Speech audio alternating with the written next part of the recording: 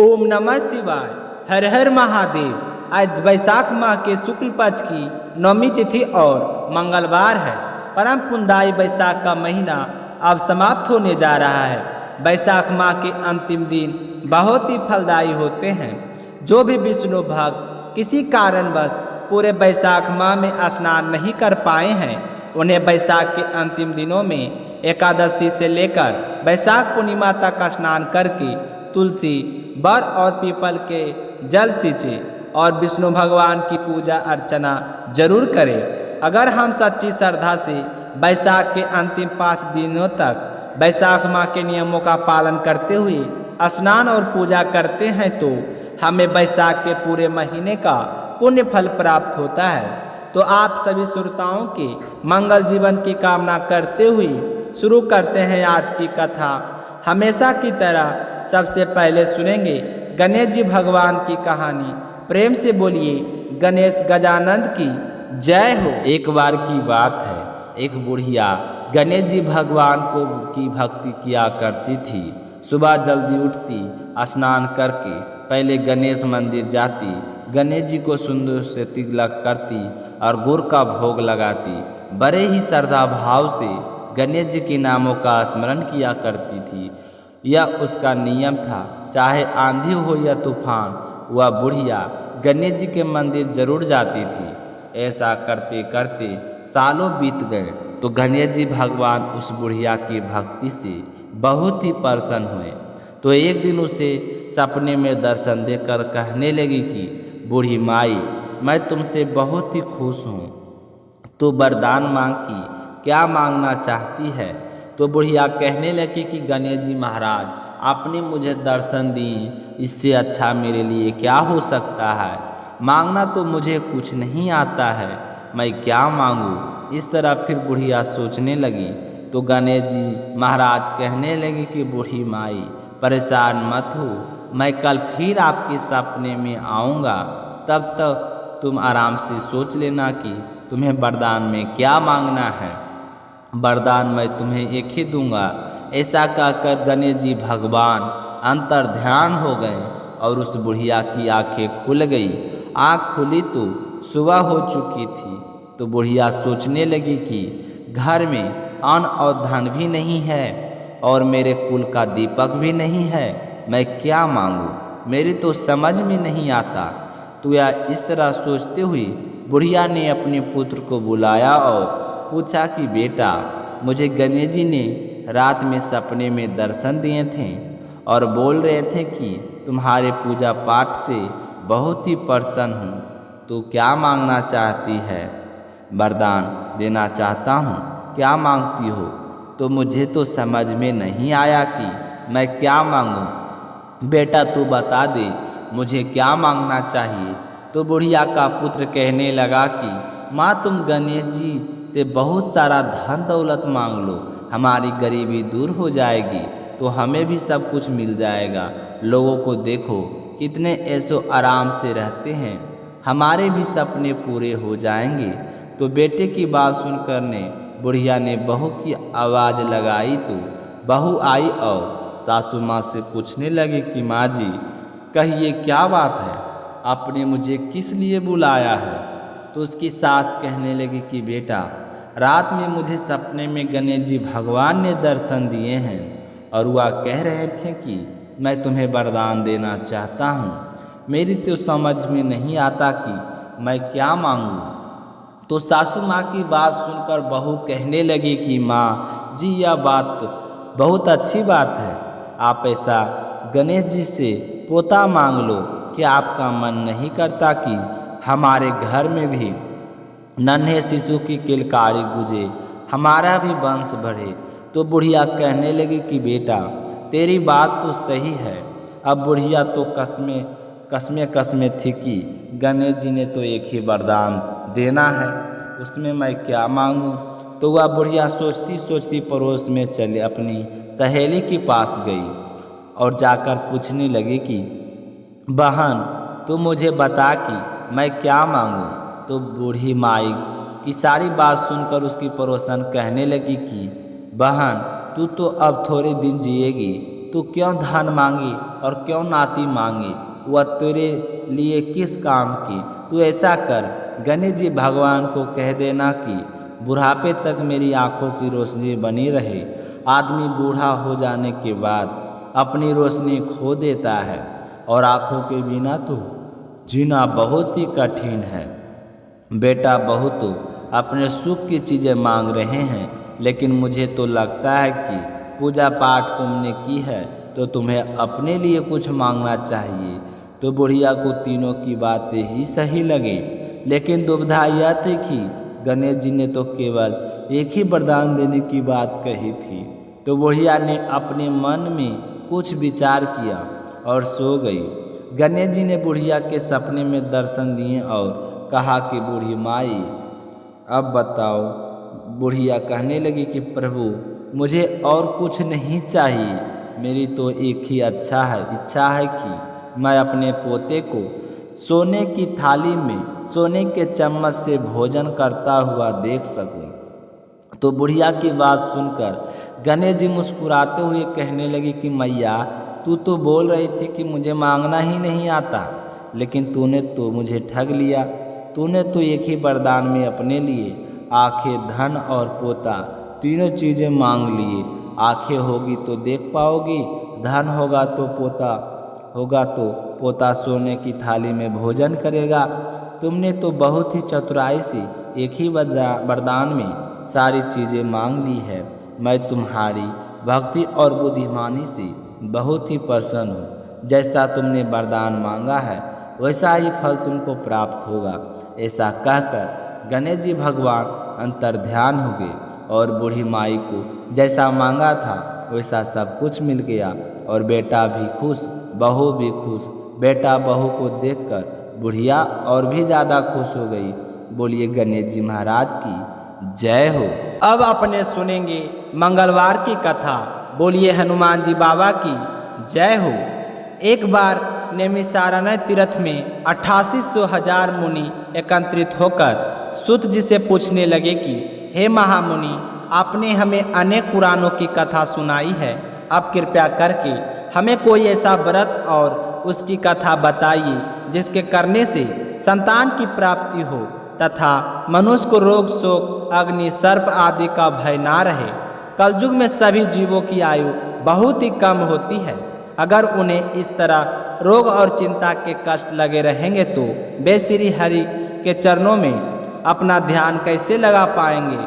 तो श्री सूत जी ने कहा कि हे मुनियों, एक बार युधिष्ठिर ने भगवान श्री कृष्ण से लोक कल्याण के लिए यही प्रश्न किया था। भगवान श्री कृष्ण और युधिष्ठिर का संवाद आज मैं आपके सामने कहता हूँ, आप ध्यान देकर सुनना। एक समय हस्तिनापुर की राजसभा में योगी राज श्री कृष्ण बैठे हुए थे। तब युधिष्ठिर ने भगवान श्री कृष्ण से प्रश्न किया कि हे प्रभु, हे नंदन गोविंद, आपने मुझे अनेकों कथाएं सुनाए हैं, आज कृपया करके मुझे कोई ऐसा व्रत या कथा सुनाइए जिसके करने से मनुष्य रोग, चिंता तथा भय से मुक्त हो जाए तथा उसे पुत्र की प्राप्ति हो। हे प्रभु, बिना पुत्र मनुष्य का जीवन व्यर्थ है, क्योंकि बिना पुत्र के मनुष्य नरक का गामी होता है। पुत्र के बिना मनुष्य का पितृ श्रेणी से छुटकार नहीं हो पाता है। उसके पितृलोक में सदा अतृप्त रहते हैं। अतः कोई पुत्रदायक व्रत बतलाइए। तो भगवान श्री कृष्ण कहने लगे कि हे राजन, मैं आपको एक प्राचीन इतिहास सुनाता हूँ, आप उसे ध्यान देकर सुनना। कुंडलपुर नाम एक नगर में एक बुद्धिमान ब्राह्मण रहता था। उसका गुजारा मुश्किल से होता था। उसे अपने गरीब होने का उतना दुख नहीं था जितना कि उसके संतान न होने के कारण वह दुखी रहता था। उसकी पत्नी सुनंदा पतिव्रता नारी थी। वह भक्तिपूर्वक श्री हनुमान जी की आराधना किया करती थी। मंगलवार के दिन व्रत करके अंत में भोजन बनाकर हनुमान जी का भोग लगाने के बाद स्वयं भोजन करती थी। एक दिन मंगलवार को गृह कार्य अधिक होने के कारण वह हनुमान जी को भोग लगाना भूल गई, जिससे उसे बहुत ही दुख हुआ। तो उसने उस दिन खुद की भोजन नहीं किया और मन ही मन प्रण ले लिया कि मैं अब अगले सोमवार को ही हनुमान जी को भोग लगाकर अन्न जल ग्रहण करूंगी। तो 6 दिन तक ब्राह्मणी सुनंदा अपने प्राण के अनुसार भूखी प्यासी और निराहार रही, परंतु 7वें दिन मंगलवार को वह प्रातः ही सुबह सुबह बेहोश होकर गिर पड़ी। सुनंदा की इस असीम भक्ति से श्री हनुमान जी बहुत ही प्रसन्न हुए और उसके सम्मुख प्रकट होकर कहने लगे कि सुनंदा, मैं तेरी भक्ति से बहुत ही प्रसन्न हूँ, तू उठ और वरदान मांग। तो सुनंदा अपने आराध्य देव हनुमान जी को अपने समक्ष देखकर बहुत ही खुश हुई और उनके चरणों में गिर पड़ी और कहने लगी कि हे प्रभु, मेरे कोई संतान नहीं है, अतः आप मुझे संतान प्राप्ति का आशीर्वाद प्रदान करें। तो सुनंदा की बात सुनकर हनुमान जी ने कहा कि तुम्हारी इच्छा अवश्य पूर्ण होगी, तुम्हारे यहाँ एक कन्या जन्म लेगी, उसके अष्टांग प्रतिदिन सोना दिया करेंगे। इस तरह वरदान देकर हनुमान जी अंतर्ध्यान हो गए और ब्राह्मणी सुनंदा बहुत ही खुश हुई और चूरमा बनाकर हनुमान जी को भोग लगाया।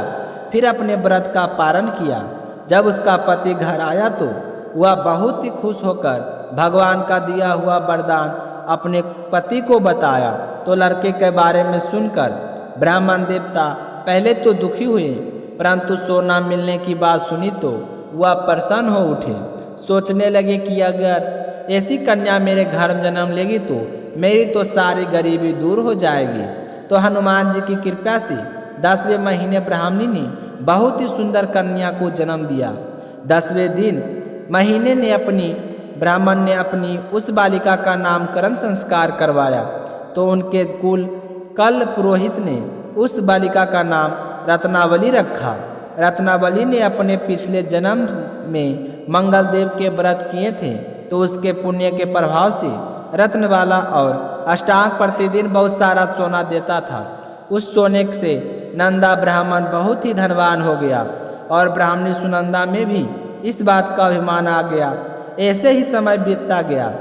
जब रत्नावली 10 बरस की हुई तो सुनंदा ने अपने पति से कहा कि स्वामी, हमारी बेटी विवाह योग हो गई है, अतः आप कोई सुंदर तथा योग वर देखकर उसका विवाह कर दीजिए। तो यह बात सुनकर नंदा ब्राह्मण कहने लगा कि हमारी बेटी रत्नावली अभी तो बहुत छोटी है, अभी से क्यों परेशान होती हो। तो ब्राह्मणी कहने लगी कि हे पतिदेव, रथस्वाला का दान कर देने वाला माता पिता को घोर नरक की प्राप्ति होती है। तो अपनी पति की बात सुनकर नंदा ब्राह्मण कहने लगा कि हमारी बेटी तो अभी 10 बरस की हुई है और मैंने तो 16-16 साल की कन्याओं को विवाह करवाए हैं, अभी क्या जल्दी है। तो ब्राह्मणी सुनंदा कहने लगी कि आप यह सब लोभ के कारण कह रहे हैं, आप ब्राह्मण हो और ब्राह्मण को शास्त्रों के आदेश का पालन करना चाहिए। तो नंदा ब्राह्मण के पास अपनी पत्नी के बात का जवाब नहीं था। वह कहने लगा कि ठीक है, मैं कल ही योग वर की तलाश में अपना दूत भेज दूंगा, दान भी तो सुपात्र को ही दिया जाता है। दूसरे दिन ब्राह्मण ने दूत को बुलाया और कहा कि जैसी सुंदर मेरी बेटी है वैसा ही सुंदर और योग वर उसके लिए तलाश कर लाओ। तो दूत स्वामी की आज्ञा पाकर वर खोजने के लिए चल पड़ा। अनेक नगरों में घूमने के बाद वह पंपाई नगर में जा पहुंचा। वहाँ एक सुंदर ब्राह्मण के लड़के को देखा जिसका नाम सोमेश्वर था। वह बहुत ही गुणवान था। तो ब्राह्मण नंदा भी सोमेश्वर से बहुत ही प्रभावित हुआ और सोमेश्वर के घर जाकर अपनी बेटी का रिश्ता तय किया और फिर शुभ मुहूर्त देखकर पूरे विधि विधान से सोमेश्वर का कन्यादान करके ब्राह्मण ब्राह्मणी बहुत ही संतुष्ट हो गई। पर लोभी ब्राह्मण नंदा ने रत्नवाला का कन्यादान तो कर लिया, परंतु वह मन में बहुत उदास और दुखी था। वह विचार कर रहा था कि रत्नवाला तो अब ससुराल चली जाएगी, अब इसे जो सोना मुझे मिलता था वह तो बंद हो जाएगा और जो कुछ मेरे पास धन बचा है वह तो इसके विवाह में खर्च हो गया और जो धन शेष है वह थोड़े ही दिनों में समाप्त हो जाएगा और मैं फिर से गरीब हो जाऊंगा। तो मुझे कोई ऐसा उपाय करना चाहिए जिससे रत्नवाला मेरे घर पर ही रहे। तो इस तरह सोचते सोचते उसके एक क्रूर निर्णय ले लिया। उसने विचार किया कि जब सुबह रतनबाला का पति सोमेश्वर उसे अपने साथ घर लेकर जा रहा होगा, तब मार्ग में ही मैं उसका वध करवा दूंगा और फिर रत्नबाला को अपने साथ घर ले आऊँगा, जिससे मुझे रोज़ाना सोना भी मिलता रहेगा और मैं लोगों को नज़र दोष से भी बच जाऊँगा।